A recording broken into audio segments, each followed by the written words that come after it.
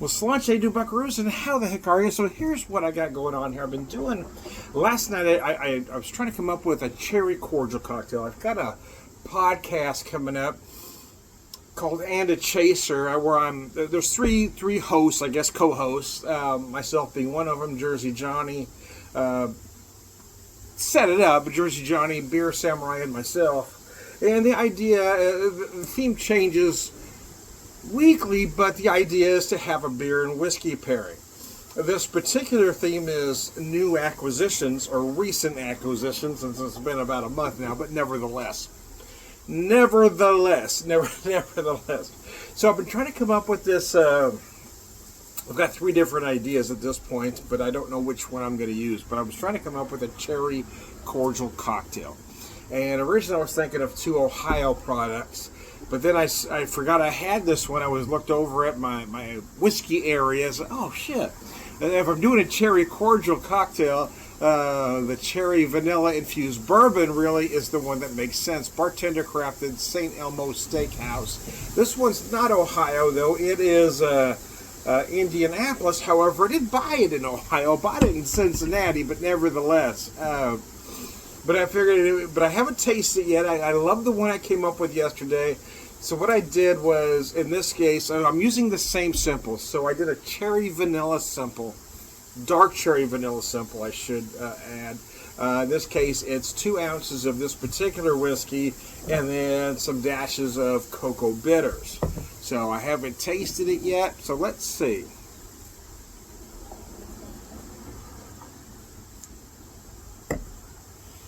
Oh gosh, that is good. So the difference being, since this one already has the cherry, so the other one I used the whiskey and then added the cherry simple, so the flavor comes all from the simple. Here I've already got some cherry flavor, I've added some to it, so it's a little sweeter, so I'm going to have to decide, and it's going to be a tough decision, which direction I like it better as.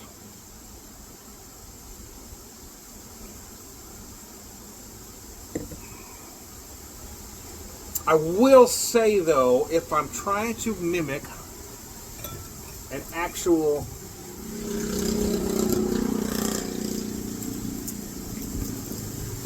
cherry cordial, this one probably gets me closer. The other one is probably more me because I don't like drinks as sweet. However, yeah, because of the additional vanilla, the vanilla simple that I made, and the cherry vanilla, you really feel that vanilla cream-like note, and it's a little sweeter.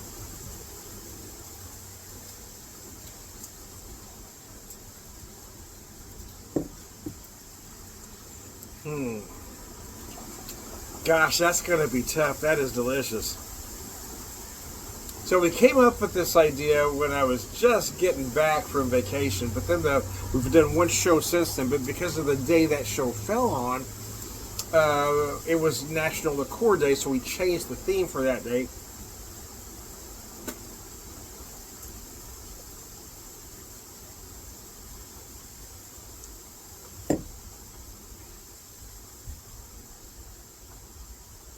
So because I've had more time, I had my cocktail already figured out, but since I've had more time to do some things, now I've come up with two other ideas.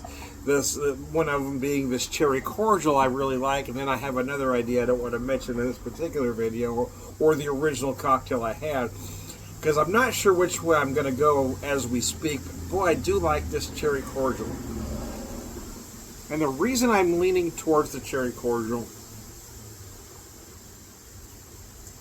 is mostly because of the beer pairing. I've got the perfect beer to go with this.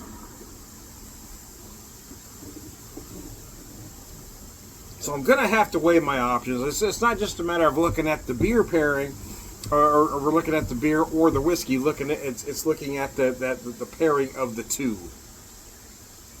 Having said that, St. Elmo. So we didn't get to St. Elmo Steakhouse. We kind of wanted to. We kind of ran out of time there in Indianapolis.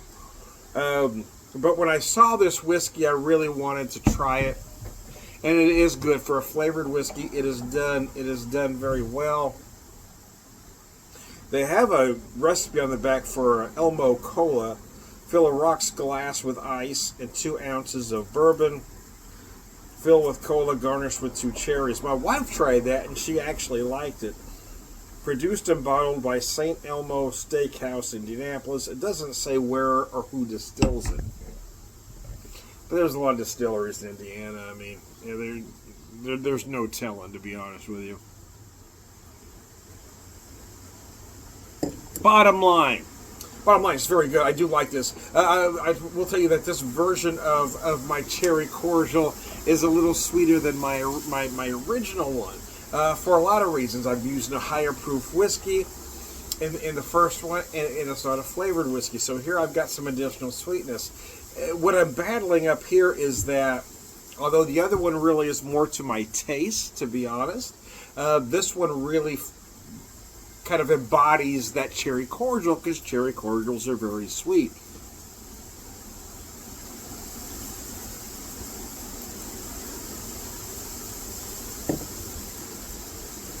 I don't remember if I mentioned I use these Angostura cocoa bitters to get that chocolate part of the cherry cordial.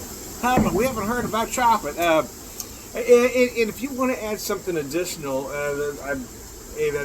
that's you. But I just wanted that hint of chocolate, right? So using those cocoa bitters kind of gets me to where I want it to be for this particular cocktail.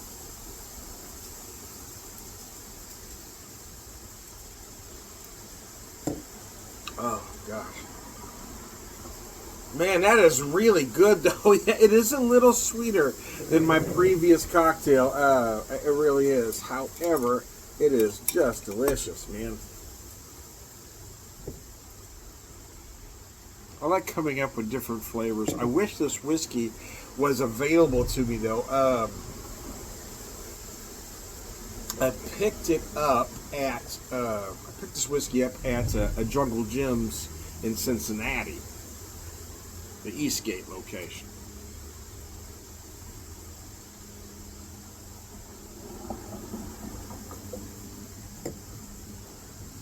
Well, that was the main reason to buy it, because I wasn't going to. I thought, I figured, oh, what the hell. Since I didn't get to St. Elmo and I kind of wanted to, we'll buy the whiskey. I was kind of curious to see how sweet it was. A lot of flavored whiskeys tend to be at a lower proof. And when I say lower proof, I mean under 80. This one at 88, I thought, okay, let's give her a shot. A lot of them tend to be about 70, 65 to 70. So I don't typically buy flavored product. Because I'll make my own simple and flavor it myself and dilute it down,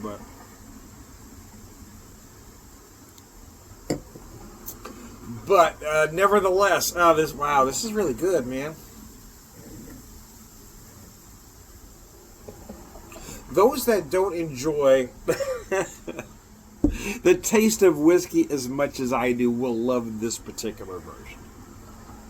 The older I get, the higher proof I enjoy. Really, especially over the last few years, I found I really like cask.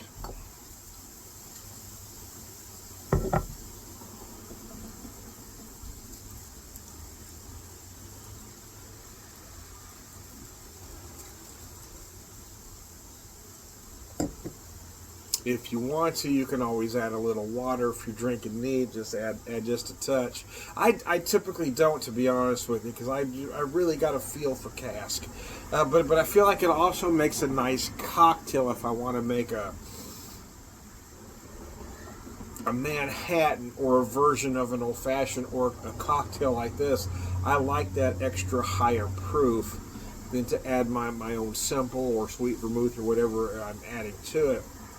I take it down to about that proof where it's very approachable.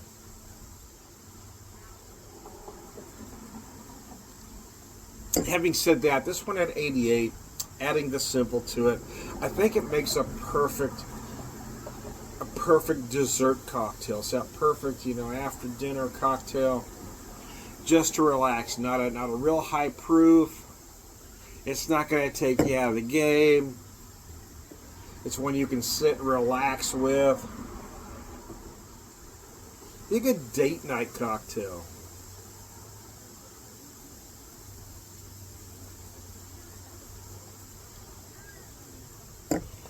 Oh, man, that is good. That is good. I don't care who you are. Anyways, I digress.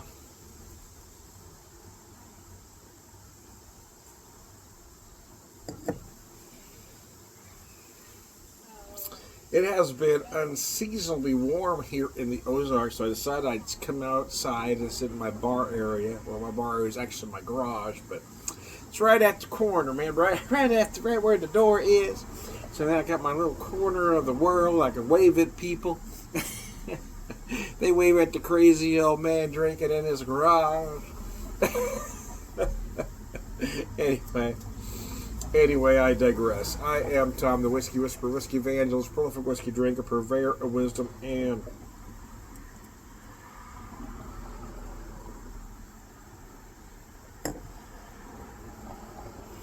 all around good guy, Sláinte.